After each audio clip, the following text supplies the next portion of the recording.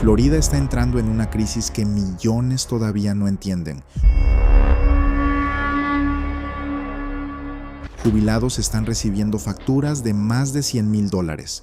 Propietarios con hipotecas pagadas están siendo obligados a vender con pérdidas. Y mientras las noticias siguen hablando de una simple corrección, los datos muestran algo mucho peor, porque esto no es 2008, no es una crisis de crédito, es una crisis matemática. Seguros imposibles de pagar, HOA fuera de control, derramas extraordinarias que están destruyendo el sueño de vivir en Florida y convirtiendo algunas ciudades en zonas de colapso silencioso.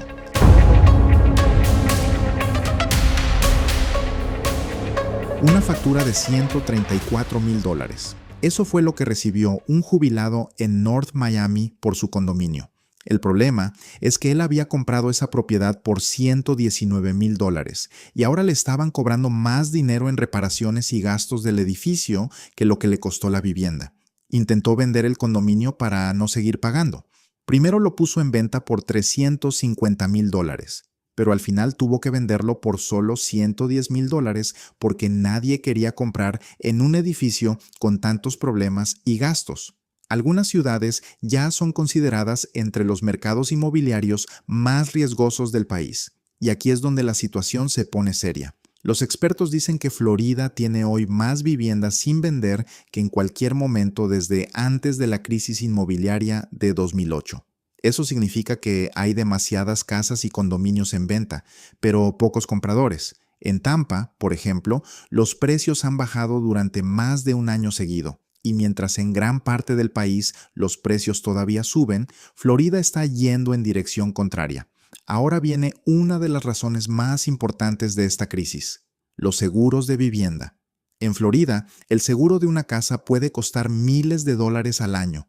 En algunas zonas, el seguro mensual ya es más caro que el pago de la hipoteca. Muchas aseguradoras están rechazando reclamaciones, aumentando precios o simplemente abandonando Florida después de los huracanes y desastres naturales recientes. Ahora, sumemos otro problema: las asociaciones de propietarios, conocidas como HOA. Estas asociaciones cobran cuotas mensuales para mantener edificios, áreas comunes y reparaciones. Pero en muchas ciudades de Florida, esas cuotas han explotado. Todo esto comenzó después del colapso del edificio Champlain Towers en Surfside, Florida, en 2021, donde murieron 98 personas. Después de esa tragedia, Florida aprobó nuevas leyes que obligan a los edificios viejos a pasar inspecciones más estrictas y a guardar dinero para futuras reparaciones.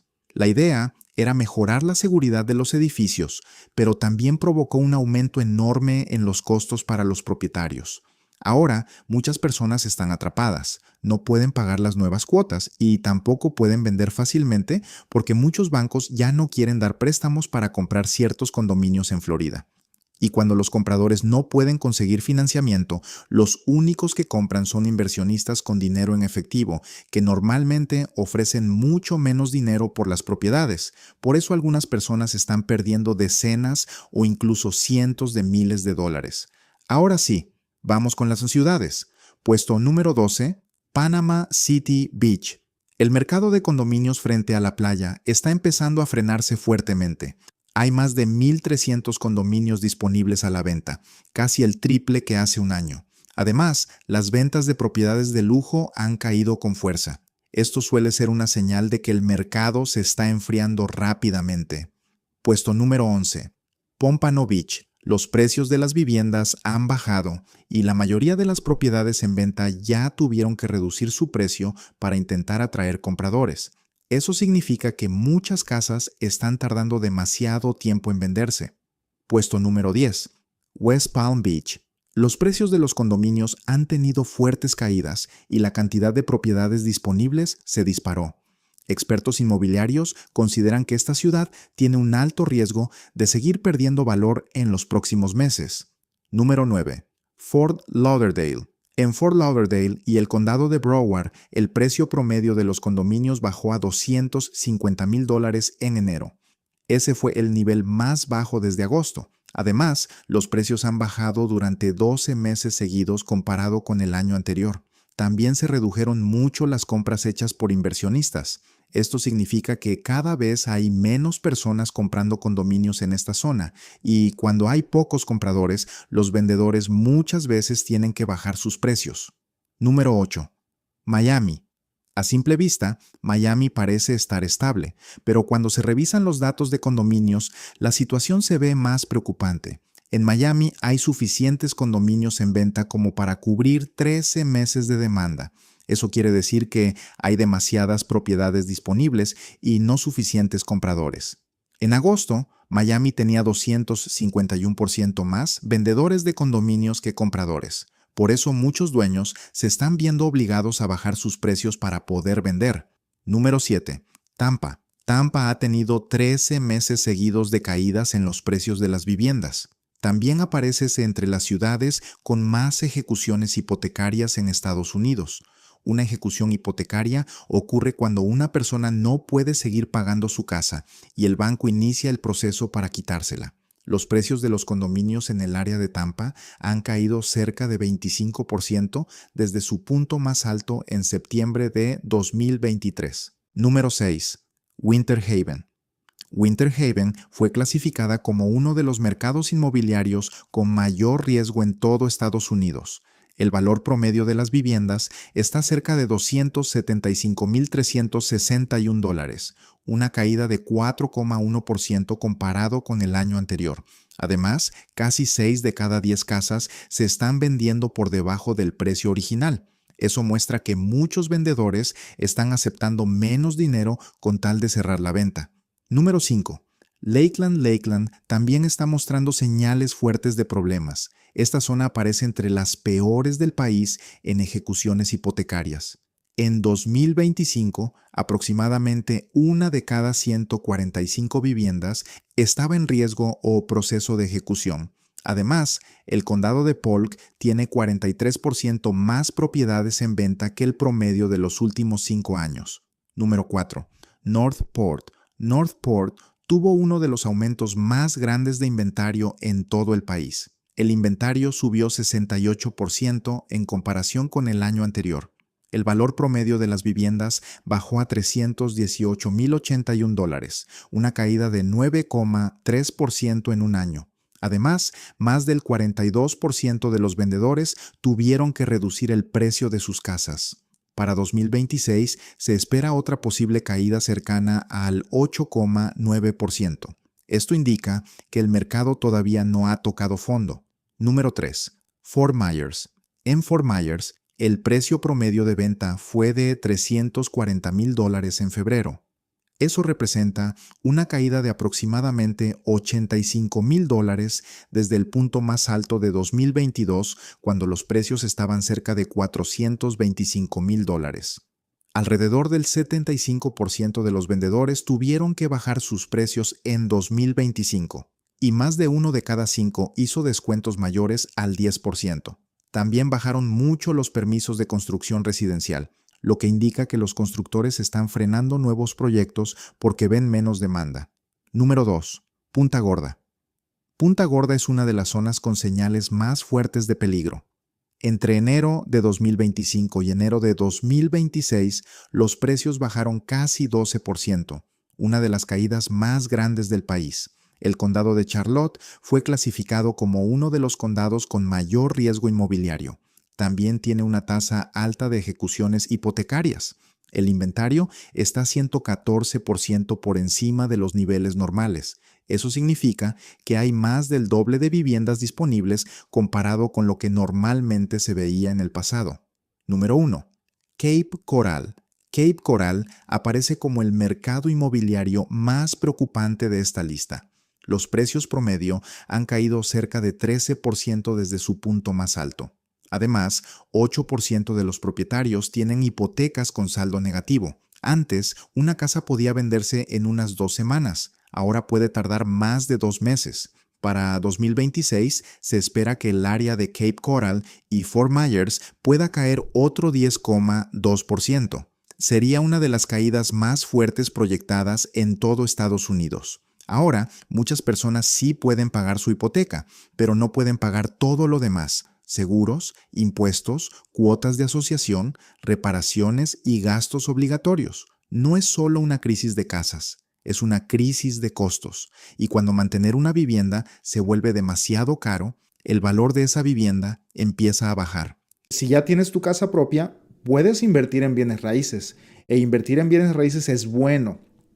Pero tienes que saber a qué es lo que te vas a meter, porque si te metes pensando que es bueno y que es la mejor opción, entonces podrías perder muchísimo dinero y de eso se trata este video. En este video vamos a estar hablando acerca de la diferencia de invertir en una casa y la diferencia de invertir en otro vehículo financiero. Invertir en casas no es la única opción, entonces vamos a estar viendo nosotros la diferencia, pero ya vimos entonces en resumen cómo Orlando viene de caída, Sarasota, Florida viene de caída, Georgia viene de caída, Dallas, Texas viene de caída, Houston, Texas viene de caída, San Antonio, Texas está en picada, Phoenix, Arizona está enclavado y San Francisco se dio un clavadazo que los que compraron aquí, pues pobrecitos de ellos porque están ahorita sufriendo las consecuencias. Ahora, vámonos rápido al tema. ¿Qué es lo que vamos a hacer ahorita? Bueno, para todos aquellos que estaban pensando invertir en bienes raíces y que estabas a punto de hacerlo, tienes que ver este video. ¿Por qué? Porque a lo mejor en muchas de las ciudades que acabamos de mencionar no es una buena idea ahorita invertir. ¿Por qué? Porque a lo mejor el pago de la casa te va a salir más caro que lo que vas a recibir de renta.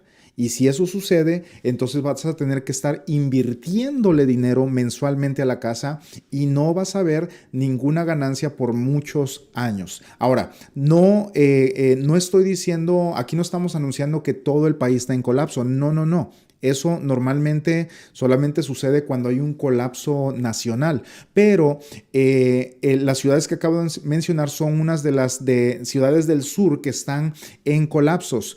Hay muchas ciudades que están avanzando, Boston, Massachusetts, Nueva York está avanzando, Chicago está subiendo de precios, Los Ángeles, California están subiendo de precios, San Diego obviamente, entonces hay muchas ciudades que están subiendo de precio, no todo está en colapso, pero las que acabo de mencionar son un ejemplo. Ahora, vamos a ver una comparación de un ahorro con interés compuesto a invertir una casa. ¿Por qué? Porque a ti te gusta mucho la idea de invertir en una casa, pero vamos a conocer nosotros los números. Muy bien, entonces, una inversión en una casa, vamos a ver los gastos totales en 30 años y vamos a compararlo con una casa de $250,000 y vamos a compararlo con un propio ahorro en otro vehículo financiero, en otro tipo de ahorro donde tu dinero también va a crecer. Muy bien, entonces vamos a iniciar.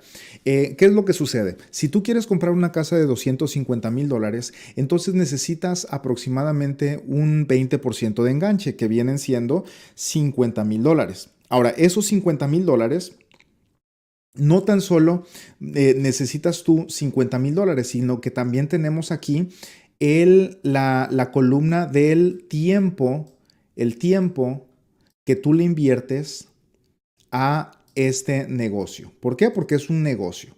Esto no es comprar una casa, y ponme atención en esto. Comprar una casa para rentarla no es una inversión. Bueno, si lo quieres ver así, puedes decir que es una inversión, pero no, simplemente estás poniéndote a trabajar con tu dinero. Una inversión es un lugar donde tú vas, depositas el dinero, te volteas y te olvidas de eso. Esa es una inversión que crece solito. Pero cuando tú le metes el dinero y tú te pones a trabajar con ese dinero, entonces tú estás trabajando tu dinero. Pues se oye muy comúnmente, decimos vamos a invertir en bienes raíces, pero simplemente te pones tú a trabajar con tu dinero. Y vamos a ver qué es lo que sucede cuando tú compras una casa para rentar. Bueno, aquí tenemos el enganche 20%, que son $50,000 de una casa de $250,000, y le vas a invertir unas 60 horas en todo, desde que te pones a ver casas, desde que las andas viendo, desde que andas hablando con el realtor, los contratos, que la inspección, que todo eso. Te vas a llevar unas 60 horas para comprar esa casa. Muy bien.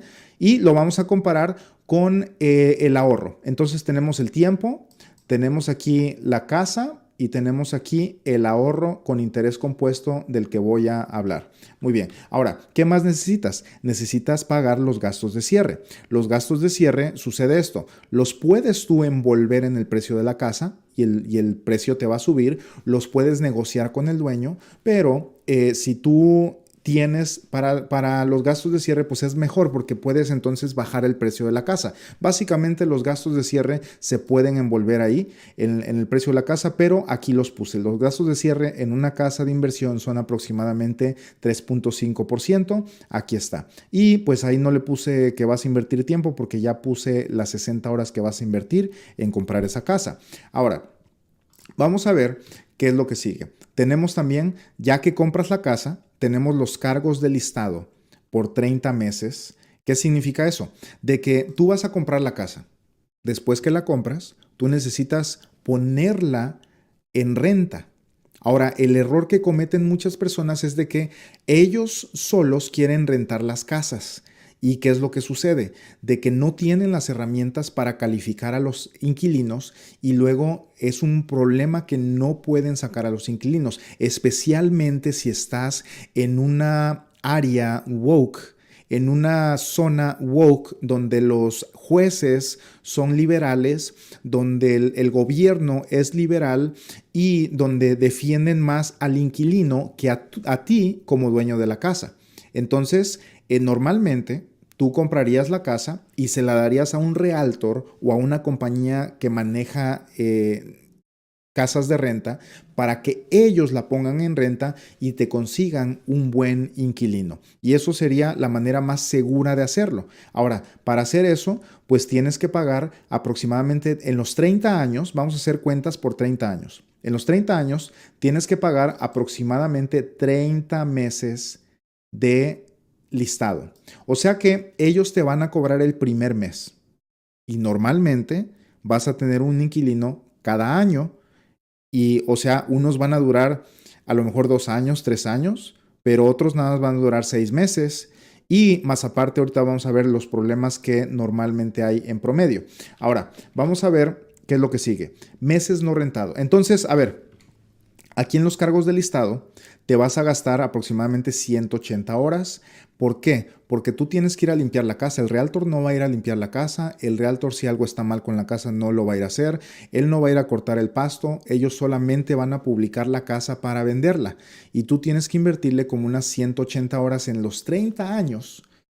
Invertirle como unas 180 horas en el mantenimiento, cortar el pasto, limpiarla y todo eso que no estoy poniendo esos gastos aquí. En total, en 30 años, tú te vas a gastar aproximadamente $60,000 en pagarle al realtor para que la ponga en renta 30 veces en los 30 años y te vas a gastar aproximadamente 180 horas en que esto suceda. Muy bien. Ahora, después de eso, tenemos nosotros los meses no rentados, que son aproximadamente unos 45 meses. Cuando tu realtor pone la casa en renta para conseguir un inquilino, normalmente va a estar un mes y medio mínimo. Mes y medio va a estar en el mercado. O sea que la pones el primero del mes y de ahí en lo que el inquilino, en lo que vienen las aplicaciones y llega todo, el inquilino ya va a mudarse a la casa hasta el próximo mes como a mitad de mes. O si no, pueden ser hasta 2 meses. Entonces, todo ese tiempo muerto tienes que contarlo. No puedes tú pensar que vas a invertir en una casa y que va a estar el 100% del tiempo rentada. Eso no existe. Aquí hay un término en real estate que se dice vacancy rates, que viene siendo el porcentaje de tiempo que la casa va a estar desocupada, y eso es normalmente un mes y medio por año, lo que equivale a 45 meses en todos los 30 años que tú vas a ser dueño de la casa. Ahí vas a tener que invertirle unas 270 horas. ¿Por qué? Porque tienes que ir a cortar el pasto, tienes que ir a arreglar la casa, tienes que ir a limpiarla, tienes que, no sé, que alguien quebró una ventana y que se metió un gato ahí, y que hay un animal muerto y que todas esas cosas suceden. Y en los 30 años vas a gastar aproximadamente $90,000 en eso. ¿Por qué? Porque esos meses tú sabes, adivina quién va a dar el pago de la casa. Tú vas a dar el pago de la casa cuando esos inquilinos no estén ocupando la casa y van a ser aproximadamente 45 meses en todos los 30 años. Más aparte, vas a pagarle al realtor el primer mes, ya que el inquilino pague su primer mes. Entonces, ahí ya van todas estas cifras incluidas aquí. Muy bien. Ahora, ¿qué es lo próximo? Bueno, tienes que los meses no rentados, que son aproximadamente 45 meses por los 30 años, tienes que pagar luz, agua, internet en los meses caídos, que son aproximadamente $150 por mes. Eso lo multiplicamos por 45 meses y estamos hablando de que son aproximadamente $6,750. Y eso tú lo tienes que pagar. Y esto es lo que muchas veces no te comentan cuando quieres comprar una casa de inversión. Ahora, ¿por qué lo tienes que pagar? Bueno, ahora en día las cosas están más aceleradas. No basta solamente con tener el agua y la luz prendida. Debes de tener el agua prendida, debes de tener la luz prendida, porque cuando vayan los inquilinos a ver la casa, a ver si esa es la casa que ellos quieren rentar, si no tienes el aire acondicionado prendido, no van a querer rentar la casa. Si no tienes el agua, se va a hacer una mancha en la taza y la casa se va a empezar a deteriorar. Y después, 2 meses después que quieras prender el agua, puede haber un problema y puede haber una fuga. Eso pasa bastante. Entonces debes de mantener el agua, la luz y el internet, porque ahora hay que cuidar las casas con todo el vandalismo que hay, y a lo mejor vas a poner una camarita y ahí vas a estar gastando aproximadamente 150 al año. Ahora, ¿qué más vas a gastar si compras una casa para rentar? Si durante los 30 años, esto es algo que nadie te lo va a decir más que yo, vas a tener aproximadamente 3 evicciones en los 30 años. Y cada evicción te va a tomar aproximadamente 5 meses para sacar a esos inquilinos. Te va a ocupar aproximadamente 30 horas de tu tiempo y te va a costar aproximadamente $33,000 en sacarlos, ya con los pagos que tienes que seguir dando al banco y con los gastos que tienes que pagar en la corte o al abogado. Ahora, nadie te dice esto, pero si tú compras una casa para rentarla, en los 30 años es mucho tiempo. En esos 30 años van a existir por lo menos 3 personas, por muy bien que tú los filtres, aunque se la des a una compañía de mantenimiento, aunque se la des a una empresa que se dedica a eso, en 30 años de tantos inquilinos te van a salir 3, uno cada 10 años, que no se va a querer salir, y en lo que no se sale no te va a dar los pagos mensuales.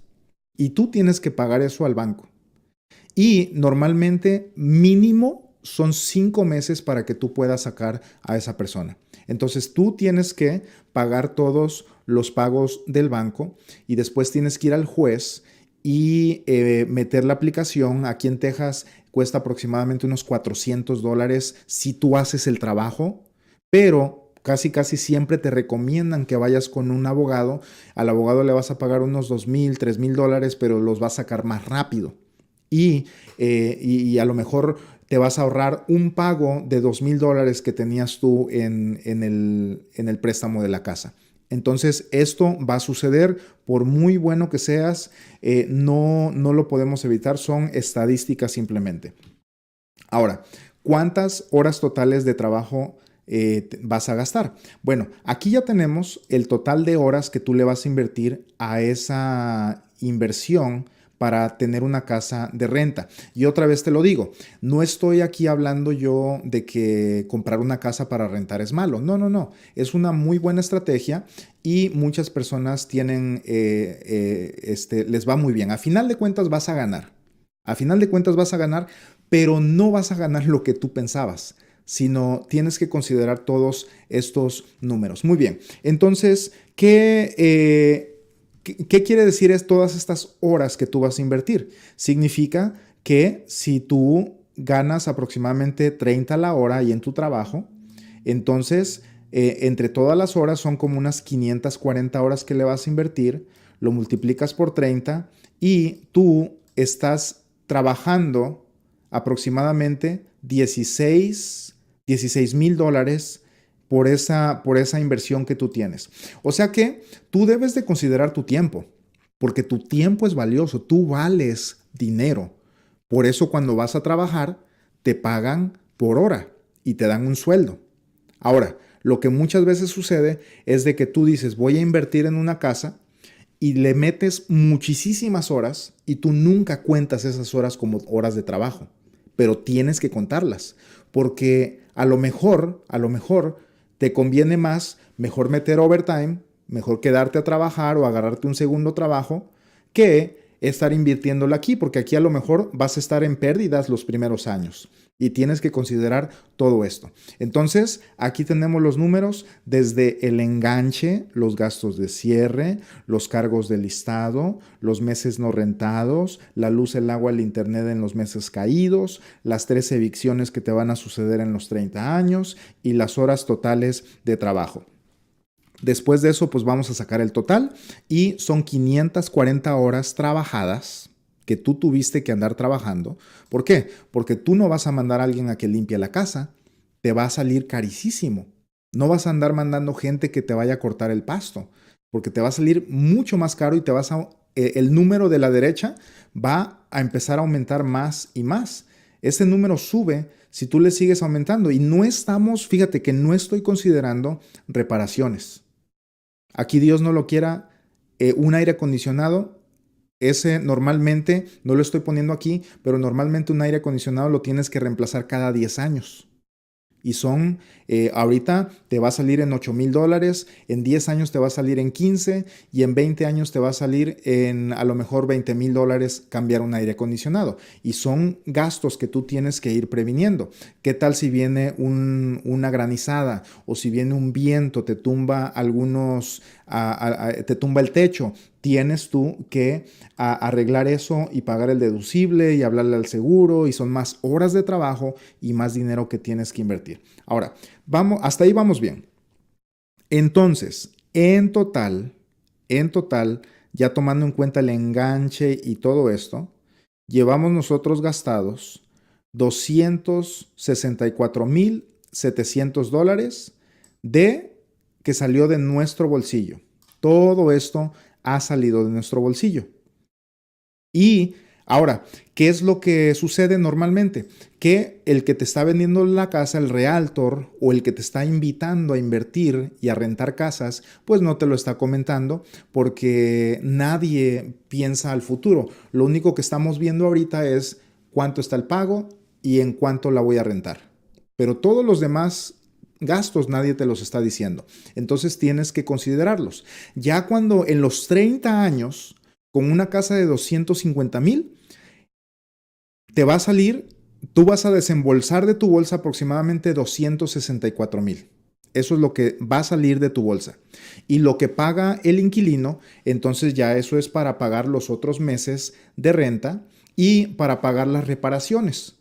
Porque algunos dicen, no, es que cada año le voy a subir la renta al inquilino. Bueno, lo único que puede subirle es el grado de inflación, como va el mercado, que es aproximadamente 3,5%. Eso es en promedio lo que tú puedes subirle de renta a los inquilinos. De otra manera, entonces si les cobras mucho, se te van a ir. Y con un inquilino que se te vaya, mira, se va a crear otro problema porque vas a perder un mes, 2 meses en lo que la rentas otra vez. Entonces, realísticamente, una casa para rentar, esto es lo que vas a desembolsar de tu cuenta de banco, de tu trabajo. Esto es lo que vas a desembolsar realísticamente. Ahora, vamos a ver qué es lo que podrías tú hacer con esos $264,000 en otro lugar.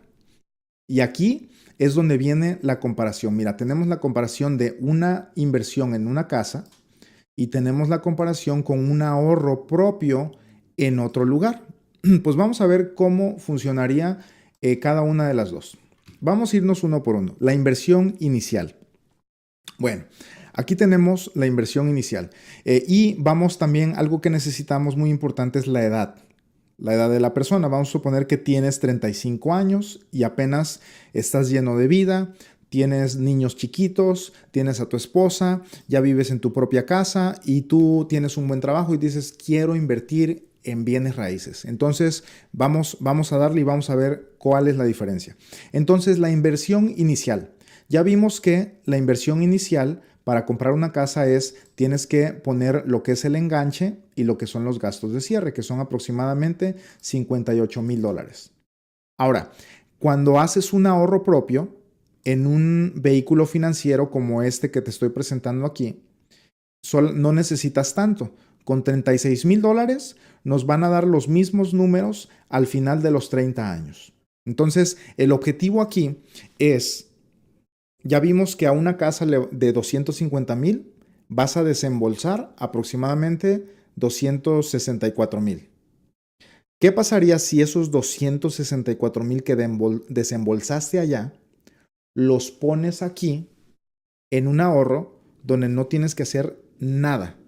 Simplemente iniciarlo y solito cada mes te van deduciendo ese ahorro y va acumulándose y creciendo y acumulándose y te da un montón de otros beneficios. Te voy a explicar cómo funciona esto. Entonces, vamos a suponer que el mismo dinero de la casa lo vamos a poner acá. Ok, entonces, ¿cómo se ve esto? Mira, aquí está la pantalla de la ilustración de una póliza, de un ahorro como este que te estoy diciendo, y ponemos ahí los $36,000 el primer año. ¿Ok? Ahora, después de eso, queremos saber qué protección hay si algo te pasa. ¿Qué significa esto? Bueno, ¿qué pasa si falleces? Porque tenemos que hablar de eso. ¿Qué pasa si compras la casa de inversión y a la semana te da un ataque al corazón porque tu realtor no te dijo que ibas a gastar un montón de dinero en otras cosas y falleces? ¿Qué es lo que pasa con tu familia? Bueno, ellos los vas a dejar en un problemón porque ellos no saben cómo manejar la casa y es muy probable que dejen la casa a perder. Y de aquí es donde salen todos los foreclosures. La mayoría de los foreclosures son padres que, no la mayoría, pero muchos de los foreclosures son padres que fallecieron y sus hijos no sabían qué hacer con las propiedades o no les importaba. Tú estás muy emocionado por comprar una casa para rentar, pero pregúntale a tu hijo si está emocionado. A él no le importa, él lo único que quiere estar es jugando videojuegos ahorita. O tu hija a lo mejor está en el TikTok y emocionada con otras cosas. Y tú eres el único emocionado y tu esposa también está así como, ay, este José otra vez allá anda con sus inversiones. Y tú eres el único que te interesa. Entonces, ¿qué pasa si falleces? Es muy probable que tu familia va a echar a perder esa inversión porque no la van a poder manejar. Y si no la pueden manejar, pueden perder todo. Pueden básicamente echar a perder esos 58,000 que tú ya habías invertido. Ahora, ¿qué pasa aquí en el ahorro propio? El ahorro propio tiene una protección. Este ahorro te da también un seguro de vida. O sea que tú empiezas a ahorrar y aquí tengo el ejemplo de 36,000 para compararlo con los mismos números de una casa. Pero estos ahorros tú los puedes iniciar con 200 al mes, 500 al mes, 1,000 al mes. No tienes que dar un down payment, no tienes que dar un enganche. Tú los inicias con el ahorro mensual, 200, 300, 500, 1,000, 2,000 al mes, lo que tú puedas ahorrar. Y inmediatamente, desde ese mismo día que te sacan el primer ahorro, ahí ya te dan también un seguro de vida, que si falleces o algo, en este ejemplo de aquí, con un hombre de 35 años que empieza a hacer la misma inversión acá, le darían $635,000 a la familia. ¿Y qué te parecería esto? O sea que tú compras una casa, tienes una niña de 6 años, de 10 años, y luego falleces y tu esposa no sabe qué hacer con la casa y pierden todo el dinero. ¿Qué te gustaría más? ¿Meter a tu familia en problemas con esa casa de renta que compraste? ¿O que tengan un beneficio desde el día 1 y si algo te pasa, que les llegue esa cantidad a sus manos. Y ya con eso, tu hija puede ir a la universidad, tu hijo puede estudiar, puede graduarse de la universidad y van a ser personas provechosas. ¿Por qué? Porque si los dejas con problemas, va a suceder esto. Vas a dejar a tu niña de 10 años con problemas, dolida de su corazón de que su papi, su héroe, su Superman ya no está con ella. Y más aparte la dejaste pobre y con problemas. Tu hija, ¿tú crees que va a ir a la universidad? ¿Con qué dinero va a ir a la universidad? Y va a andar quebrantada de su corazón y pobre. ¿Y qué es lo que sucede normalmente? Hay muchos patanes allá afuera que se andan aprovechando de la debilidad de las muchachas que quedan en esa situación. Entonces, por un lado, puedes dejarlos sin protección y por el otro lado puedes dejarlos con esa protección. Muy bien. ¿Qué pasa? Eso apenas vamos empezando. Ahora vamos con la otra línea. Bueno, ¿dónde sale esto del beneficio de muerte? Si algo te sucede aquí, aquí está, mira. Y esta es una ilustración real que yo hice para las personas de 35 años que ahorran la misma cantidad que el ejemplo que estoy dando. Ahí está, 635,978 es aproximadamente lo que recibirían la familia. Ese mismo día les dan un cheque completito sin pagar impuestos y no tienen que pagar ni un centavito de impuestos. Y ese dinerito que tú tenías proyectado a 30 años, porque tú estás comprando la casa de 250,000, pensando de que en 30 años vas a venderla y vas a tener ya la herencia de tus hijos. Pero ¿qué crees? La herencia de tus hijos la puedes tener ya, hoy mismo, iniciando un ahorro alternativo que no es una casa. Muy bien. Ahora, vamos a pasar al otro beneficio. Accesibilidad a tu dinero, por ejemplo, en 5 años. En ninguno de los dos vas a tener accesibilidad a tu dinero en los primeros 1 o 2 años. Bueno, en la casa nunca tienes accesibilidad, pero aquí, como a los 3 años ya empiezas a tener accesibilidad. ¿Qué significa eso? Supongamos que tú a tu casa le inviertes 58,000. En 5 años, ¿cuánto dinero de estos 58 puedes tú sacar? ¿Sabes cuánto? 0. En 5 años no puedes sacar nada. Tienes que vender la casa y como todavía no tiene equity, no vas a ganar nada, vas a perder porque tienes ahora que pagar comisiones y va a ser algo terrible. O sea que mucha gente se mete con dinero, traen poquito dinero para invertir para una casa, andan muy apretados de dinero. Y lo que sucede es de que en 5 años no pueden vender necesitan dinero urgentemente porque sucedió algo y la casa todavía no tiene el valor suficiente para sacarle. Entonces venden en pérdida y ahí es donde también vienen subastas del banco y casas de foreclosure. Ahora, en 5 años, ¿qué accesibilidad tienes tú si tienes una casa? 0. Si quieres dinero, tienes que vender. Y aquí, en el ejemplo de esta persona de 35 años que ahorra una cantidad similar, vamos a ver cuánto tenemos aquí. Aquí tenemos $61,000 que tú puedes acceder sin pagar impuestos. Tú simplemente llamas y a los 2 días te depositan hasta el 90% de esto. Es hasta el 90% de esto porque si sacas el 100%, entonces se cancela la póliza. Ahí está. Se cancela el ahorro. Muy bien. Ahora, después de esto, ¿cuál es el otro beneficio? Bueno, la protección contra enfermedades. Si te enfermas, o sea, hay varios tipos de enfermedades. Están las enfermedades terminales. Eso significa que el doctor te da 12 meses de vida y ya te da un diagnóstico de que vas a fallecer. Enfermedades críticas y enfermedades crónicas también. Entonces, si tú tienes una casa y te enfermas, ¿qué es lo que vas a pasar? Bueno, vas a meter en problemas a tu familia. Y no puedes sacarle nada a la casa. No puedes tú ir a arrancarle una puerta y vender la casa en pedacitos. No puedes hacer eso.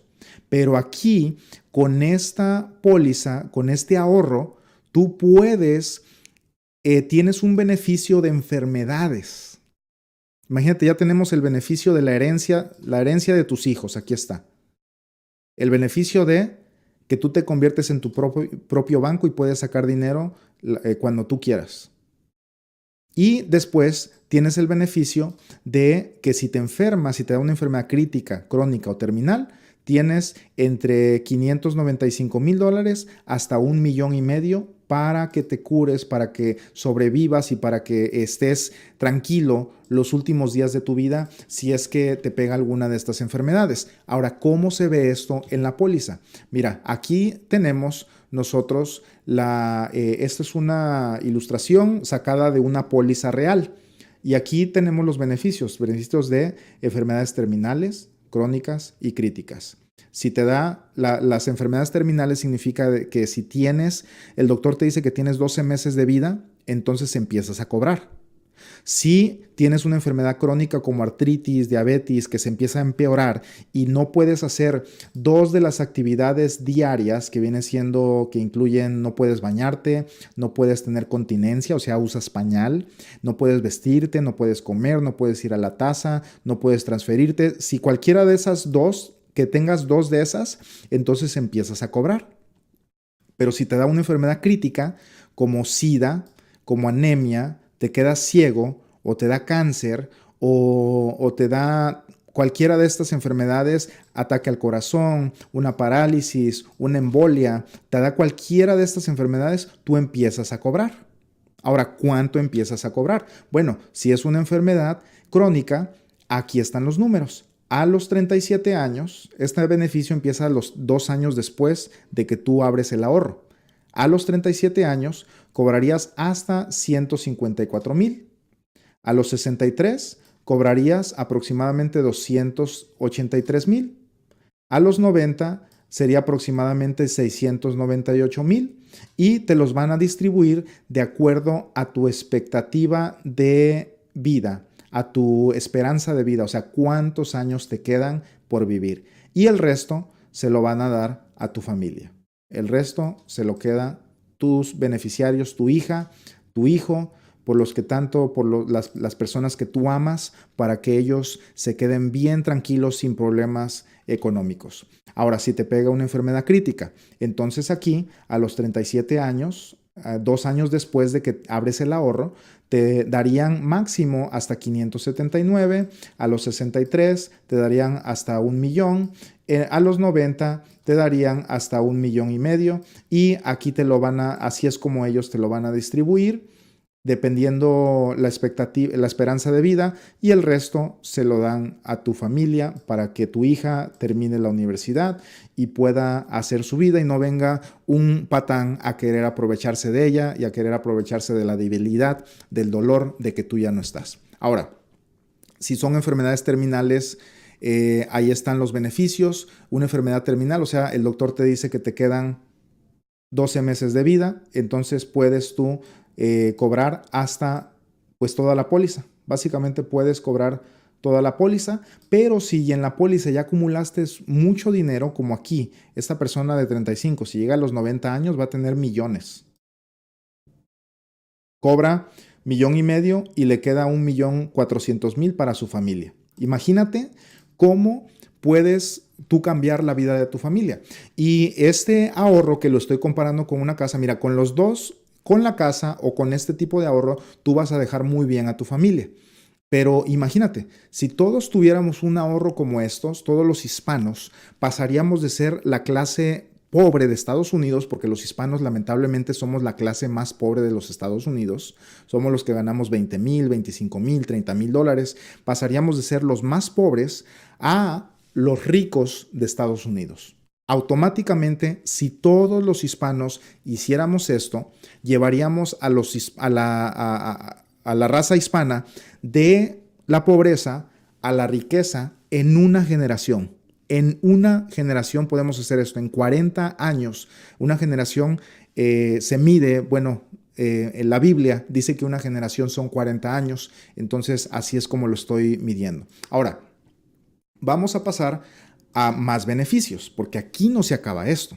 Vamos a ver qué es lo que pasaría con nuestra inversión en los 30 años. En los 30 años, nosotros en la casa, como ya te dije, vamos a invertirle de nuestro bolsillo aproximadamente 265,000 y aquí en este ahorro la misma cantidad, 265,000.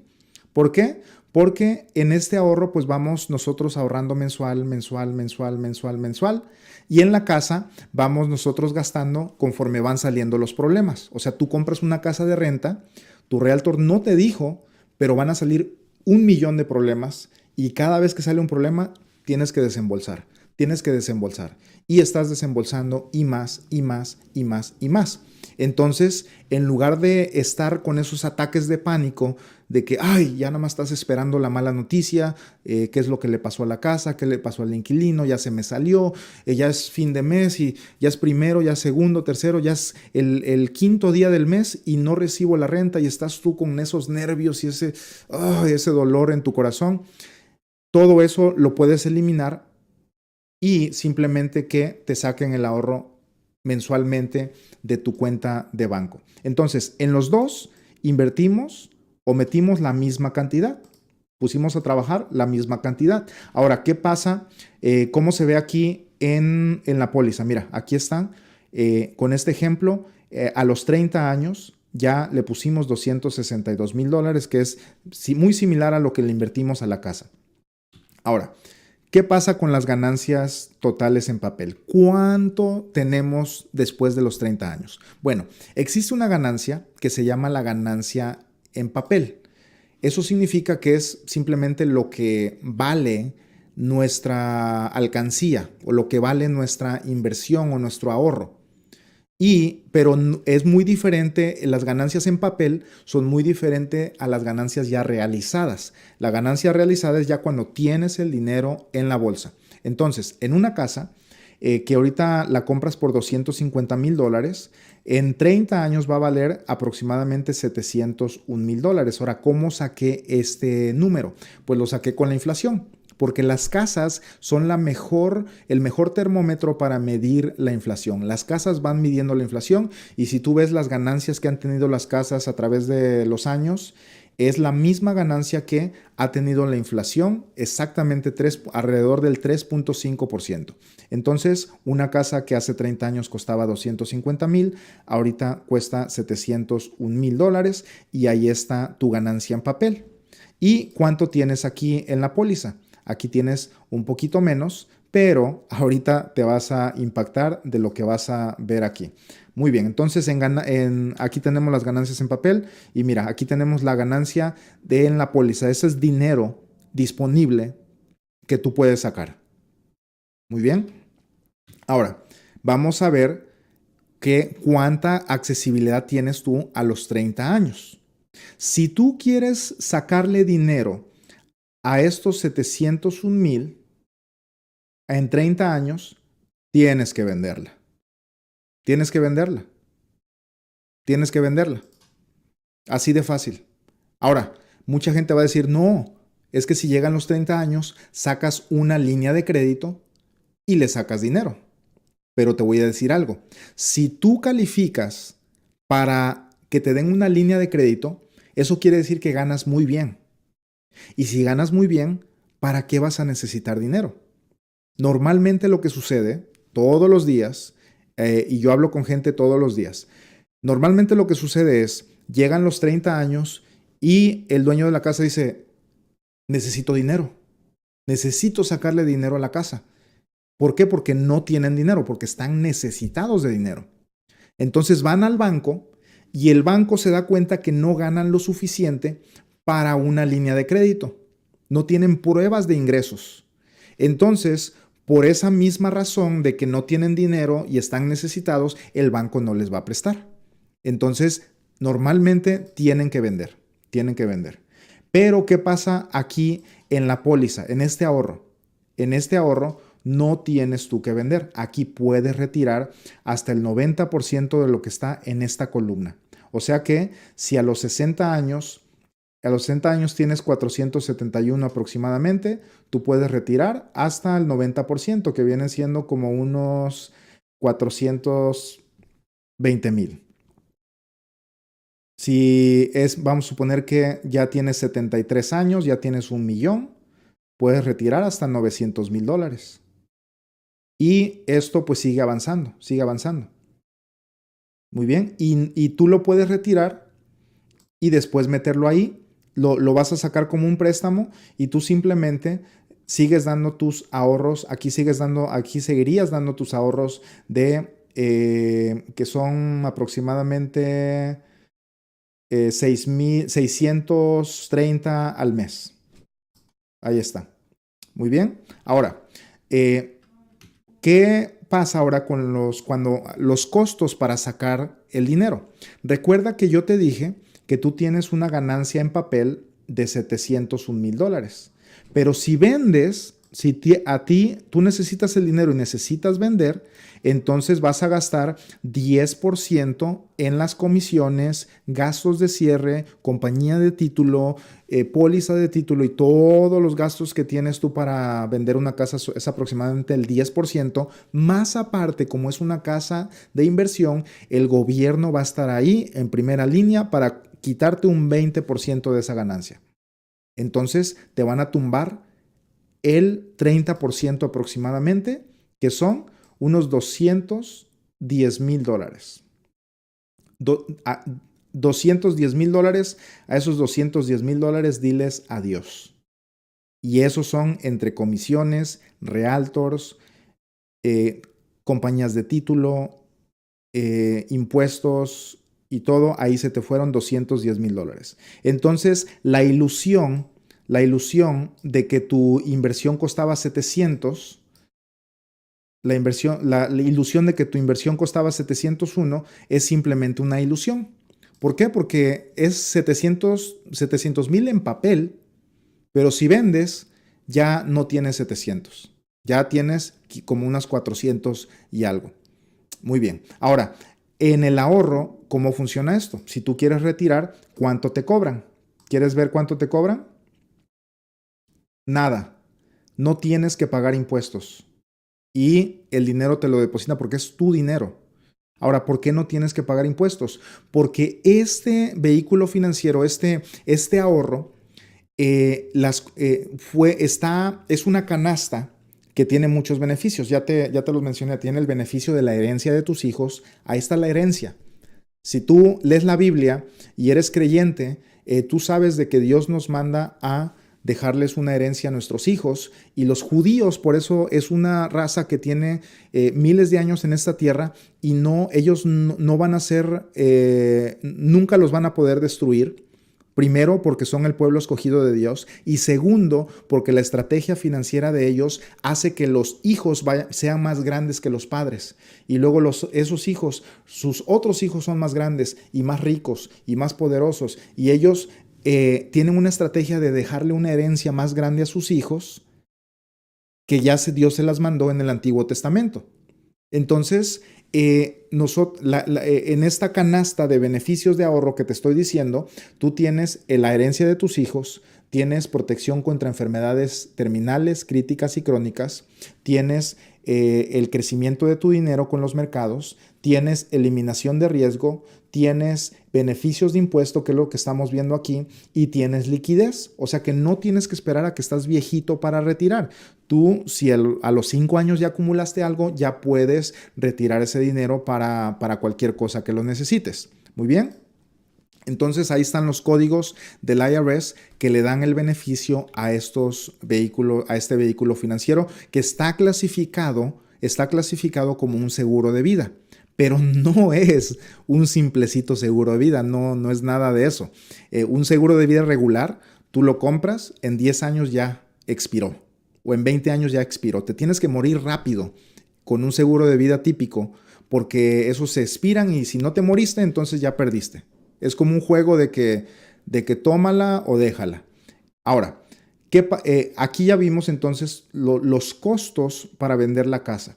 Y básicamente durante los 30 años tu dinero está atorado. Está totalmente atorado tu dinero aquí. Por eso tú has visto que yo no soy de la idea de comprar casas en efectivo. Porque si tú compras una casa en efectivo, pues está bien, ¿no? Y cada quien tiene su propia estrategia. Pero si tú compras una casa en efectivo, tu dinero se queda atorado. Tu dinero se queda amarrado y no puedes sacarlo. No te van a dar, es dificilísimo que te den una línea de crédito, es dificilísimo refinanciar y te van a cobrar $15,000 por refinanciar. Y es algo brutal porque tu dinero está ahí y tú dices, ay, ay, ay, ahora que necesito el dinero porque tengo que vender la casa. Y te obliga a hacer cosas precipitadas que te quitan y te roban las ganancias. Ahora, después de eso, el total dinero de disponible después de los 30 años, después de los impuestos, después de todo lo que te cobran, mira, aquí tenemos 490,000 y aquí tenemos 600,000 que tú que tú puedes disponer. Ahora, ¿cuál es la diferencia? Aquí, todos estos años, tú no tuviste que hacer absolutamente nada. Pudiste haber echándote a dormir al sillón y el ahorro te lo sacan automático del banco y no tuviste que hacer nada. Y cuando llegó tiempo de sacar dinero, tú simplemente levantaste el teléfono y empezaste y te depositaron a los 3 días. Pero para la casa tuviste que atravesar por un montón de trabajo y un montón de problemas, de corajes, no sé, hasta te enfermaste de esa preocupación, etcétera. Pero también tienes una ganancia, mira, $490,000. Es lo que tú lograste ahorrar en esa casa. Entonces aquí es donde ya está la diferencia y tú puedes tomar una decisión de dónde poner tu dinero a trabajar. Y aquí mira, está un ejemplo a los 30 años, eso es el dinero que puedes sacar en este ejemplo de una persona de 35 años que ahorra lo mismo que ahorraría que invertiría en una casa. Y por último, la herencia para tus hijos y tus nietos. Muy bien, yo le pregunto a la gente, oye, ¿has pensado en la herencia para tus hijos? La mayoría no ha pensado en eso, pero es muy sabio pensar en eso. ¿Por qué? Porque si nosotros, hay muchas cosas de la manera que te puedo explicar. Te la puedo explicar desde el punto de vista patriótico. Si tú veniste a Estados Unidos, porque Estados Unidos te dio lo que en tu país no te pudieron dar. Y si venimos aquí, es para que levantemos al país y lo dejemos mejor que como lo encontramos. Eso significa que si tú dejas a tus hijos más pobre que como tú estás y no les dejas una herencia, entonces estás degradando el país. Eso viéndolo del punto de vista patriótico. Pero si eso no te interesa, entonces vamos a verlo del punto de vista de la herencia, ¿no? Son tus hijos y tú los amas. Ahora, este ahorro y cualquier inversión, si tú no amas a tus hijos, pues no tiene sentido. Y básicamente yo me puse a pensar en esto, que si tú, para lo que estás trabajando, si tú no amas a tus hijos, entonces nada tiene sentido. Porque ¿para qué estás trabajando? Le vas a dejar dinero a unas criaturas que tú engendraste que no los quieres. Entonces como que la vida no tiene sentido si no amas a tus hijos. Pero si sí amas a tus hijos, entonces esto hace mucho sentido. Y mira nada más la diferencia. En todo tu trabajo aquí, 540 horas que le invertiste aquí, te va a dar $490,000 de herencia para tus hijos. Y aquí te va a dar 1,200,000. ¿Y qué crees? Es el mismo dinero, fue el mismo dinero, pero en un lado no tuviste que invertir ni horas ni nada y generaste más. Y mira, ahí está, no me lo estoy sacando de la manga. A los 30 años, algo te pasa y tú ya tienes 1,200,000 para la herencia de tus hijos. Literalmente, como te dije, tú puedes cambiar la sociedad hispana en los Estados Unidos y irnos todos de ser pobres a ser la sociedad rica. ¿No te gustaría ayudar para que los hispanos salgamos de la sociedad pobre y lleguemos a la sociedad rica? ¿No te gustaría dejar a tus hijos y a tu descendencia? Porque ellos se van a acordar de ti. Mira, si tú no les dejas nada a tus hijos, ellos te vas a morir, te van a hacer el funeral, un mariachi y se acabó. Para el otra Navidad ya no se van a acordar de ti. Pero si tú les dejas 1,200,000 a tus nenes, Te van a recordar por el resto de sus vidas, van a poner tu foto grandota en la sala y todas las navidades van a hablar de ti porque tú eres el héroe que los dejaste bien acomodados en este país. Y no tan solamente tus hijos, tus nietos te van a recordar. Y no tan solo eso, sino que tú le vas a transmitir unos buenos hábitos a tus hijos, porque ahora tú le dejaste a tus hijos y ahora tus hijos eso lo van a tomar de ejemplo para hacerlo con sus hijos y en 100, 150 años, 200 años, tu generación va a ser extremadamente rica aquí en los Estados Unidos si nosotros hacemos esto. Yo ya lo estoy haciendo, ya nada más es cuestión de que tú lo hagas. Y aquí tenemos los números, aquí tenemos los resultados entonces de qué es lo que podemos nosotros lograr. Y pues está en ti si quieres iniciar ahora, quieres iniciar después. Y yo te invito a que lo hagas ahora, porque el tiempo pasa. ¿Cuántos años llevas en Estados Unidos y no has ahorrado nada? Ya llevas 20 años, ya llevas 30 años. ¿Y cuánto tienes en el banco? ¿Ya tienes 100,000, 200,000 en el banco? ¿Ya tienes $500,000 en el banco? La respuesta en la mayoría de los casos es no. Entonces, ¿qué estamos esperando? Ahora, como te mencioné, este tipo de ahorros no tienen que ser, no tienes que empezar tú con $36,000. No, no, no, no, no, no, no. Tú inicias un ahorro de estos, hoy lo puedes iniciar con, no sé, dependiendo tu edad, $200, $300, $500 al mes, $1,000, $2,000. Hay personas que ahorran $7,000 al mes. Personas que ganan $40,000 al mes, $50,000 al mes, pues ellos fácilmente pueden ahorrar $5,000 al mes. El asunto es iniciar porque los años están corriendo. Y no quiero que pasen 20, 30 años y después te acuerdes de mí y digas, ay, le hubiera hecho caso a ese Sam. Le hubiera hecho caso a ese Sam.